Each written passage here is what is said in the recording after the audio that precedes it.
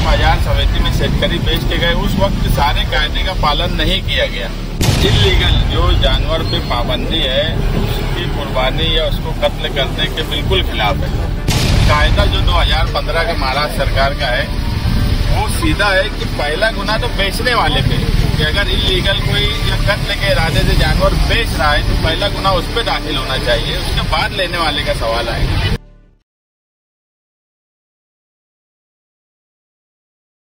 राजनीति, आंदोलन, किसान, करप्शन, गरीबी, इन सभी मुद्दों पर आवाज उठाएगा अब तक न्यूज इंडिया।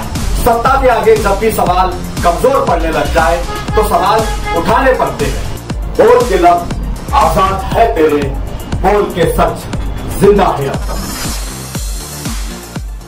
500 जानवर शुक्रवार को जो बाजार नक्की में आए, शेतकरियों ने जो जानवर यहाँ बेचना था वो बेचकर चले गए।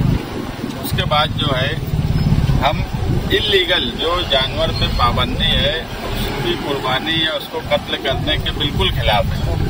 मगर जो जानवर शेतकरी बेच के गए और शेतकरी लेना चाहते तो वो जानवरों को बाजार समिति ने पूरा ब्लॉक कर दी। उनके जो सारे दरवाजे हैं वो बंद कर दिए गए। मेन दरवाजे पे पुलिस वाले आकर बैठ गए और उनको पावती बना के नहीं दी जा रही है। हम वही बाजार समिति के जिम्मेदारान से एक दरख्वास्त करने आए थे कि आप जो है जो शेतकरी है उसको बेचने की जो लेने की परमिशन दो और पावती बना के दो। मगर सारे कायदे लेने के बाद ही जब यहाँ बाजार समिति में शेतकरी बेच के गए उस वक्त सारे कायदे का पालन नहीं किया गया। उस वक्त उन शेतकरियों को ये नहीं बोला गया कि आप जिसको बेच रहे हो वो शेतकरी है क्या, उसके कागजात देख लो, उसके पास पुलिस पाटिल का परमिशन है क्या वो देख लो। ये सारी बातें नहीं बोलनी गई। इसमें हो सकता है कुछ शेतकरियों का हेतु कत्ल के इरादे से बेचने का हो।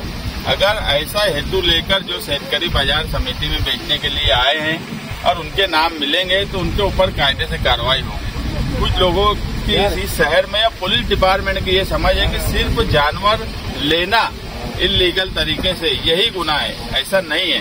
कायदा जो 2015 का महाराष्ट्र सरकार का है वो सीधा है कि पहला गुना तो बेचने वाले पे, कि अगर इल्लीगल कोई या कत्ल के इरादे से जानवर बेच रहा है तो पहला गुना उस पर दाखिल होना चाहिए, उसके बाद लेने वाले का सवाल आएगा।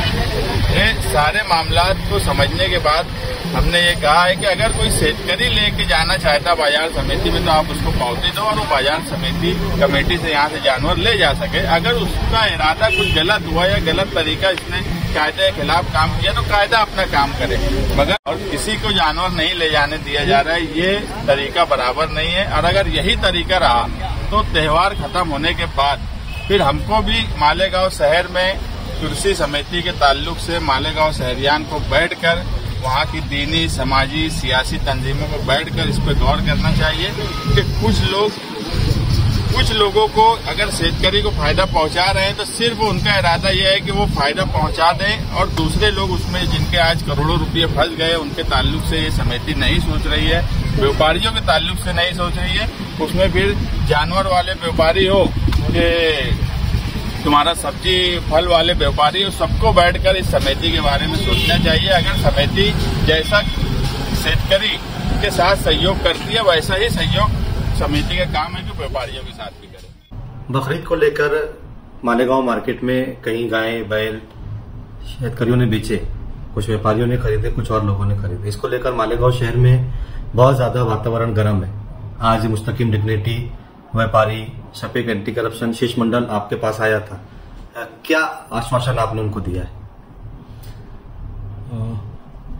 मुस्लिम समुदाय का सब शिष्टमंडल भी हमारी तरफ आके गया। तो पहली बात तो बकरीद के अनुसार हमें पुलिस प्रशासन से कुछ निर्देश दिए गए हैं, उस हिसाब से हम कायदा और सुव्यवस्था के हिसाब से बर्ताव कर रहे हैं। पहली बात तो महाराष्ट्र शासन ने गोवंश हत्याबंदी का कायदा किया है, उसको नजरअंदाज रखते हुए यहाँ जो बैल है, उसके बाद गाय है या ये सब जो जानवर आते हैं, ये इसका जो नीलाम है ये किसान ने किसान से लिया तो वो जायज है, लेकिन अगर कुर्बानी के लिए वो जो जाता होगा तो वो लीगल नहीं है। उस हिसाब से हमने रोक लगाई है। हमने किसी को भी पावती दी नहीं। उसके बारे में हमने सब पावती बंद कर दी। शीर्ष मंडल में आए हुए लोगों का कहना था कि व्यापारियों के पास से जो वो खरीदी कर रहे हैं उसमें कुछ शेतकारी भी है, लेकिन उनको भी पावती नहीं दी जा रही है। बात ऐसी है कि किसानों ने अगर माल बेचने के लिए लाया उस उनकी तरफ से हम पहले ही वहाँ के जो गांव की पुलिस पार्टी है उनसे हम दाखिला लेते कि ये जानवर उनका खुद का है। उसके बाद वो किसान है इसलिए उनसे हम 7/12 उतारा तक लेते हैं, और जो किसान उनसे माल करता है यानी गाय हो बैल हो तो वो किसान से भी हम सब ये जो कागजात लेते हैं, तभी वो जो व्यवहार है वो हम जायज समझते हैं तो उसको पावती देते हैं। नहीं, कल 2 दिनों में इस तरीके की बात भी सामने है कि जो मार्केट के अपने प्रवण व्यापारी है वो शेतकरी से माल खरीदते हैं और दूसरे गांव में जहाँ बाजार रहते हैं 40 गांव या अदर्स जगहों पर वहां ले जाने के लिए भी अगर निकाल रहे हैं तो पुलिस उनका माल जमा कर ले रही है और ये बोल रही है कि हमको शक है कि ये कटने के लिए जा रहा है।